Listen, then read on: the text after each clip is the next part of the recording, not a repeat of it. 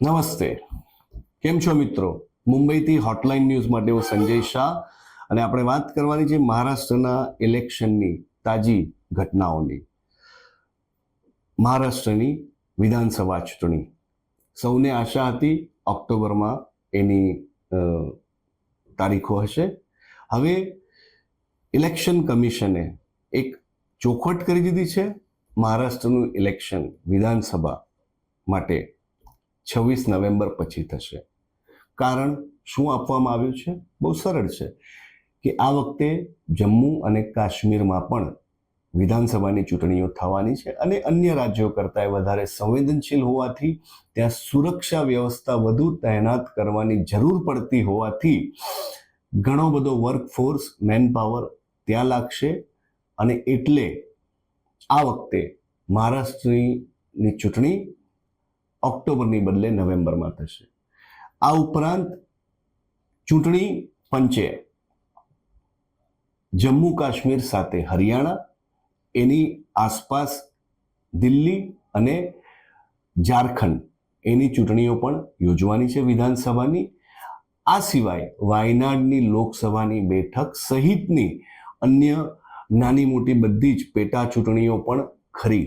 જ્યાં જ્યાં કોઈ પણ રાજ્યમાં લોકસભાની જે સીટ ખાલી થઈ હશે, એક જ ઉમેદવાર બે જગ્યાએથી જીત્યા હોય, જેમ કે રાહુલ ગાંધી બે જગ્યા પરથી જીત્યા હતા ને એમણે એક સીટ છોડવી પડે, એટલે એ પેટા ચૂંટણીઓ થશે. ઉપરાંત અમુક રાજ્યોમાં વિધાનસભાની જે બેઠકો ખાલી પડી હોય ત્યાં પણ પેટા ચૂંટણી થશે. મુદ્દે મહારાષ્ટ્રની ચૂંટણી ઓક્ટોબરની બદલે નવેમ્બરમાં થશે, 26 નવેમ્બર પછી થશે. ત્યાં સુધીમાં બાકીના રાજ્યોની ચૂંટણી પર ચૂંટણી પંચ ધ્યાન આપશે. આ બધા વચ્ચે ઉદ્ધવ ઠાકરેએ એક નિવેદન જાહેર કર્યું છે અને હાલમાં તેઓ કોંગ્રેસ અને રાષ્ટ્રવાદી કોંગ્રેસ પક્ષના વરિષ્ઠ નેતાઓને મળવા નવી દિલ્હી ગયા હતા. એ પણ તાજી જ વાત છે. એ પછી એમણે જે નિવેદન જારી કર્યું છે બહુ સૂચક છે અને ચૂંટણી પહેલા વાતાવરણ કેવું તંગ થશે કે રંગ લાવશે એ વિશે એનાથી આસાર મળે છે. ઉદ્ધવ સાહેબે જણાવ્યું છે કે મહાવિકાસ આઘાડી એટલે કે જેના 3 મુખ્ય પક્ષો છે, નાના મોટા અન્ય પક્ષો પણ ખરા, શિવસેના ઉદ્ધવ સાહેબની, શરદચંદ્ર પવારની એનસીપી અને કોંગ્રેસ આઈ, આ 3 પક્ષોએ ભેગા મળીને મહાવિકાસ આઘાડી બનાવી છે. ઉદ્ધવ સાહેબે એક નિવેદન એવું જારી કર્યું છે કે મહાવિકાસ આઘાડીએ મહારાષ્ટ્રની વિધાનસભાની ચૂંટણી પહેલા એના મુખ્ય પ્રધાન પદના ઉમેદવાર દાવેદાર એનું નામ જાહેર કરવું જોઈએ. ઉદ્ધવ સાહેબે આવું શા માટે કહ્યું? કારણ કે એમનો એવો મત છે કે કયા પક્ષને વધુ બેઠક મળે એના આધારે એ પક્ષનો નેતા, એ પક્ષના ઉમેદવારને મુખ્ય પ્રધાન પદ મળે એવું કરવા કરતાં પહેલેથી નક્કી હોવું જોઈએ, જેથી કરીને સંયુક્તપણે જ્યારે મહાવિકાસ આઘાડી આ ચૂંટણી લડે ત્યારે મહારાષ્ટ્રની પ્રજા, મરાઠીઓ એ પહેલેથી વાકેફ હોય કે આવતીકાલે જો મહાવિકાસ આઘાડી ચૂંટણીમાં જીતે છે તો એમનો મુખ્ય પ્રધાન કોણ હશે. આપણે એમના નિવેદનની બીજી બાજુ જોવાનો પ્રયત્ન કરીએ. આપણે એની તુલના કરીએ 2019ની મહારાષ્ટ્રની વિધાનસભા ચૂંટણીના પરિણામ સાથે, તો ઉદ્ધવ સાહેબનું આ નિવેદન થોડું વિરોધાભાસી છે. શું કામ વિરોધાભાસી છે?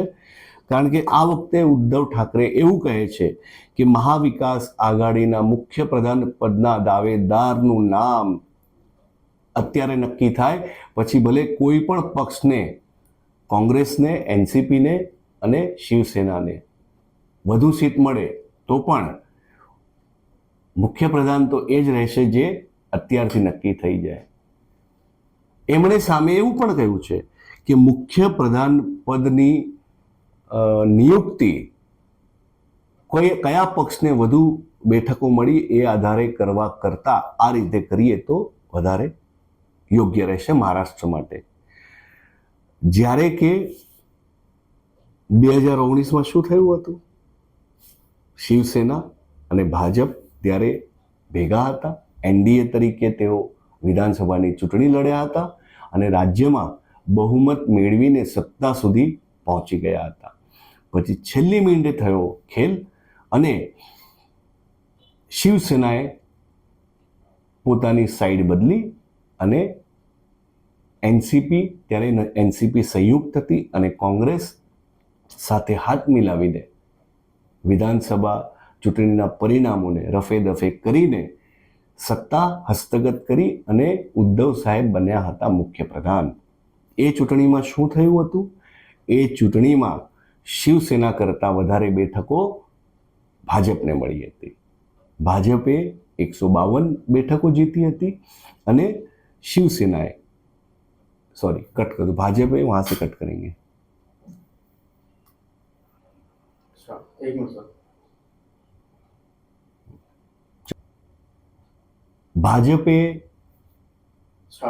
ભાજપે પાછલી વિધાનસભા ચૂંટણીમાં શિવસેના સાથે ચૂંટણી લડીને 105 બેઠકો હસ્તગત કરી હતી, જીતી હતી.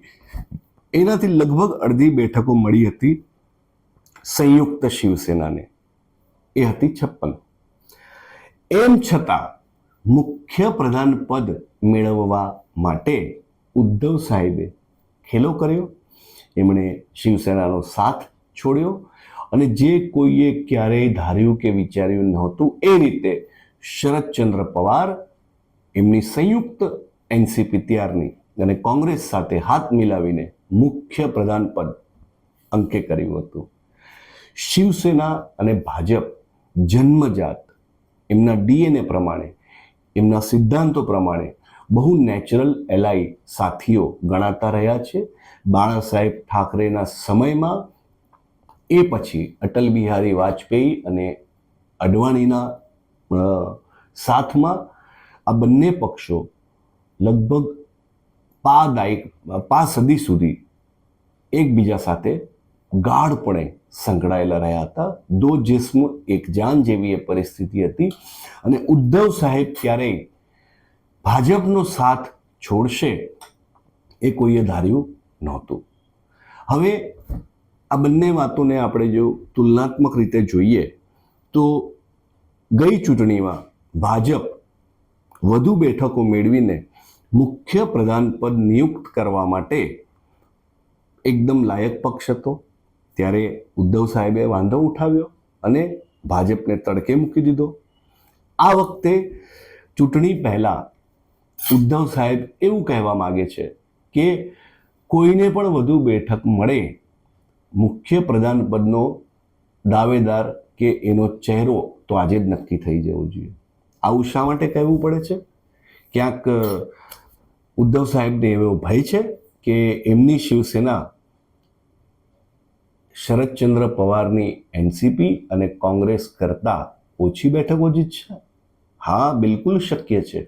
કારણ કે અત્યારે ત્રણે પક્ષમાં જોઈએ તો શરદચંદ્ર પવારની એનસીપી મહારાષ્ટ્રમાં ખૂબ સારી પરિસ્થિતિમાં છે. રાહુલ ગાંધીના નેતૃત્વમાં લોકસભામાં કોંગ્રેસે કરેલા સારા અને પાછલા ઘણા વખત કરતાં બહેતર દેખાવ પછી કોંગ્રેસ આક્રમક મૂડમાં છે અને સારી પરિસ્થિતિમાં છે. શિવસેનાની પરિસ્થિતિ આ બંનેની તુલનામાં થોડા સમય પહેલા સુધી કદાચ બહેતર હતી, પણ હવે દૂધનું દૂધ અને પાણીનું પાણી છે કે શિવસેના મહાવિકાસ આઘાડીમાં મોટા ભાગની ભૂમિકામાં નથી.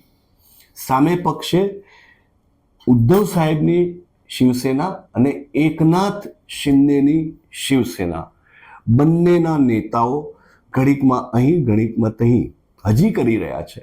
એટલે બંને પક્ષની પરિસ્થિતિ એમ જુઓ તો ડામાડોળ છે અને એટલે જ ઉદ્ધવ ઠાકરે માટે એ મૂંઝવણ બહુ સ્વાભાવિક છે કે જ્યારે ખરેખર ચૂંટણી હશે ત્યારે એમની શિવસેનાની પરિસ્થિતિ કેવી હશે. એમની શિવસેનાને એનસીપી કે કોંગ્રેસ કરતાં વધુ બેઠક મળશે કે નહીં મળે. અને એકવાર તેઓ મુખ્યપ્રધાન રહી ચૂક્યા છે એટલે સ્વાભાવિક છે કે તેઓને ફરી ઈચ્છા હોય કે હું મુખ્યપ્રધાન બનું. વળી એનસીપી કે કોંગ્રેસ પાસે એમના જેવો સશક્ત ચહેરો નથી જે ઉદ્ધવ સાહેબનો પોતાનો છે. હવે જોવાનું એ છે કે કોંગ્રેસ અને એનસીપી શા માટે એમની આ માગણી માન્ય કરે. જો કે એ બંને પક્ષો તરફથી થોડી ઘણી ચોખવટ તો થઈ જ ગઈ છે કે ભાઈ આપણે તો પછી જ નક્કી કરશું, કારણ કે મહાવિકાસ આઘાડી કે કોંગ્રેસ એનસીપી એ લોકોની પાછલી નીતિઓ એવી જ રહી છે કે મુખ્યપ્રધાન હોય કે વડાપ્રધાન ચૂંટણી પતી ગયા પછી પરિસ્થિતિને આધીન એ પદ કોને મળશે એ નક્કી કરવામાં આવે, ઠરાવવામાં આવે.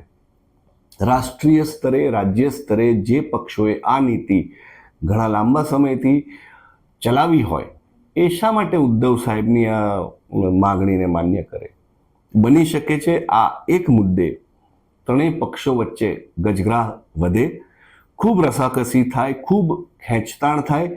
ત્યારે જઈને આપણે ખરેખર જાણી શકશું કે ચૂંટણી સુધીમાં આ યુતિ મહાવિકાસ આઘાડી કેટલા પાણીમાં છે અને એના જીતવાના ચાન્સીસ કેટલા છે.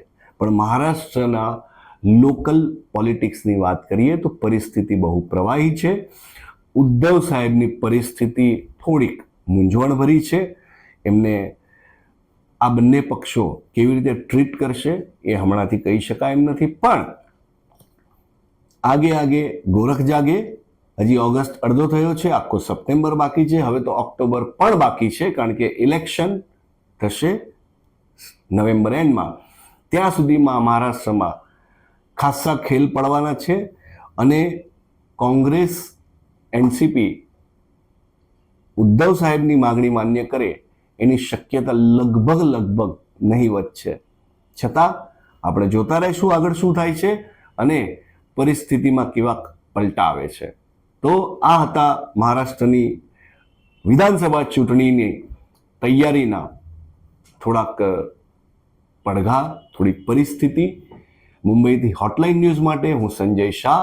અમારી ચેનલ જોતા રહો, લાઈક કરતા રહો, સબસ્ક્રાઇબ કરતા રહો. ધન્યવાદ.